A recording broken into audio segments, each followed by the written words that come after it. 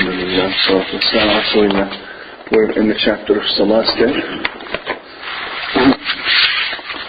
The first hadith was recited, we read yesterday was عن علي بن طلق رضي الله تعالى عنه قال رسول الله صلى الله عليه وسلم إذا فسأ أحدكم في الصلاة فلينصرف وليتوضأ وليعيد الصلاة.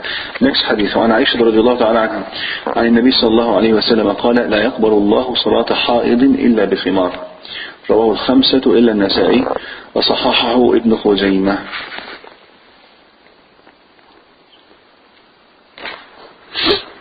This hadith, Prophet ﷺ says, this hadith was reported by Aisha, that Allah will not accept the salah from a woman.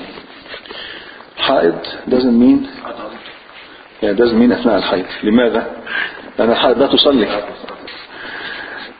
Haid means adult woman after puberty. Allah will not accept her salah unless she puts on a khimar.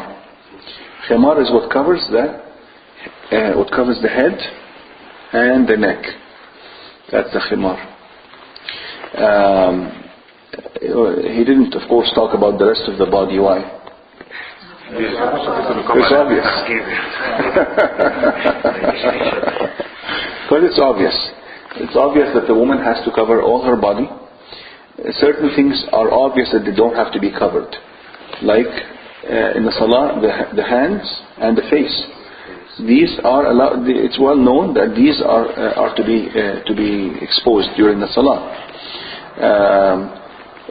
So the hair, maybe some women might be confused about the hair and neck. So he says that the woman who's past puberty, she cannot pray without this.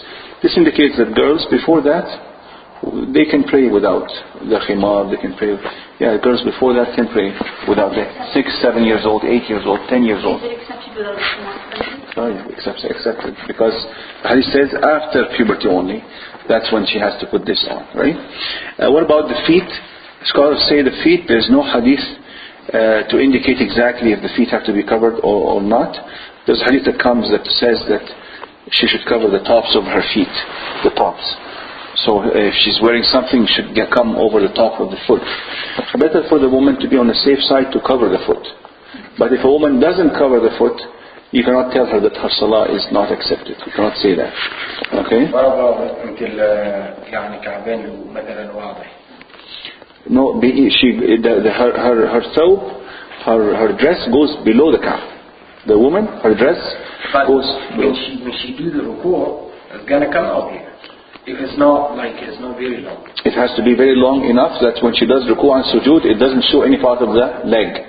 The leg, there's no controversy about the leg. We're just talking about the foot.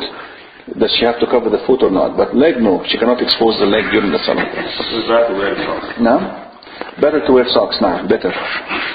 وعن جابر رضي الله تعالى عنه أن النبي صلى الله عليه وسلم قال له إن كان الثوب واسعا فالتحف به يعني في الصلاة ولمسلم فخالف بين طرفيه وإن كان ضيقا فاتزر به متفق عليه. عليكم السلام ورحمة الله. ولهما من حديث أبي هريرة لا يصلي أحدكم في الثوب الواحد ليس على عاتقه منه شيء. These are hadith, what are they talking about? These hadith are talking about satr al-awrah. These are hadith talking about what you should wear when you go for the salah. يا أيها الذين آمنوا خذوا زينتكم عند كل مسجد. Masjid means مكان الصلاة وأيضا وقت الصلاة. يعني عند كل صلاة لازم تلبس الزينة يعني. You should wear appropriately.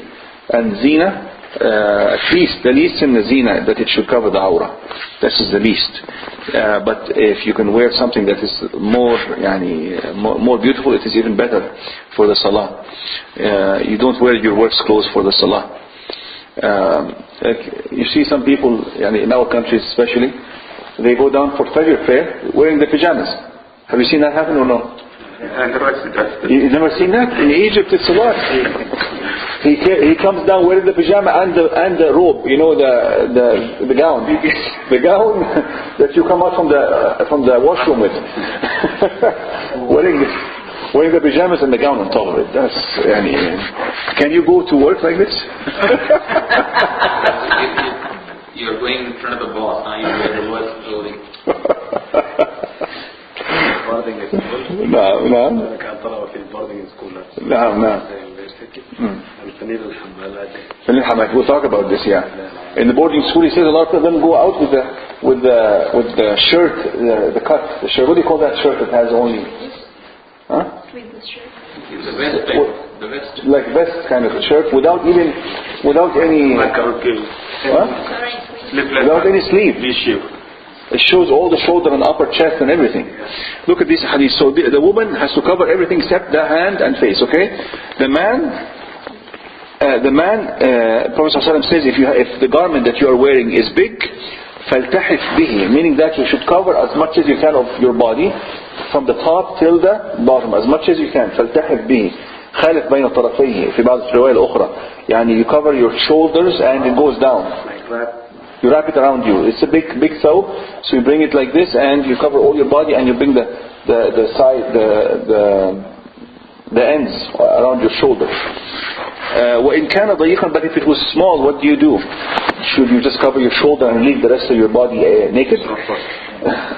So that's, the hadith says, if it's small, what is more important to cover? Your shoulder? Yeah, your waist, al-awra in the man starts from the surah to the rukbah, from your belly button to your knees. That is the awra. Scholars say the rukbah is not part of the awra. Yeah, rukbah and the belly button is not part of the awra. Between them is the awra. So the awra is between the surah and the rukbah. I'm just saying this because sometimes if you're wearing at home something like a Bermuda, you know, these long shorts, and you pray, and when you make tashahhud, sometimes part of the knee shows up. That is, the knee is not part of the awra itself. The knee is not part of the awra. No, in general, the awra is from the surah to the rukbah. That's. I have heard that Rasul was naked his clothes above his knees in front of the Sahaba. When Uthman came, he covered them, and he was asked, why did you do that? And he استحي من رجل تستحي منهم ملائكة. that's our No. Well, see, there are some ahadith that indicate the Prophet ﷺ, one time his thigh showed, whether when he was riding the camel or sitting at home with the Sahaba, part of his thigh showed up. There's a hadith that indicate that, and that is why scholars differed in the hudud of the awra of the man. There's controversy. Where is the awra? Is the thigh part of the awra or not? This thigh. And also they mentioned hadith of Jibreel. فأسند ركبتيه إلى ركبتيه ووضع يديه على فخذيه. وأيضا يعني Prophet ﷺ sometimes would hit on the thigh of someone. You cannot hit on awra. So is the thigh part of the awra? So some scholars said outside the salah that the thigh might not be part of the awra. Now, but those things happen once in 1,000 times. Yes. What happened most?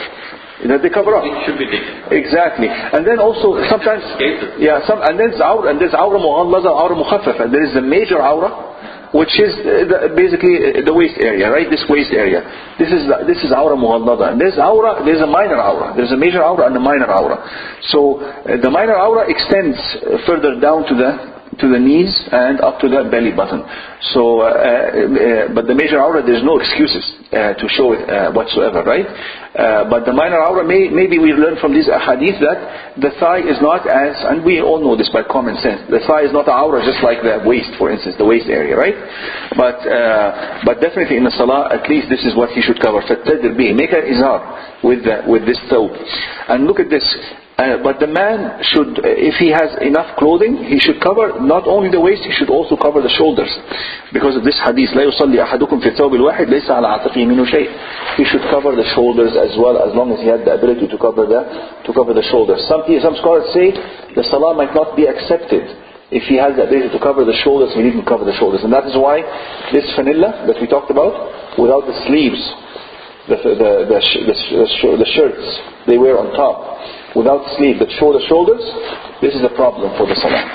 So, it might indicate that some scholars say it is mustahab, it is favorable to cover the shoulders. Some scholars say it is wajib. You have to cover the shoulders if you're able to. So, but only if you're not able to, you're allowed to show them. So it's important. And even people who do salah in Kaaba, some of them, when they come, you're only supposed to show the shoulder when you're making tawaf. After you make your tawaf, you should cover up and do the salah normally. Cover both shoulders and do your salah now. Any question about this?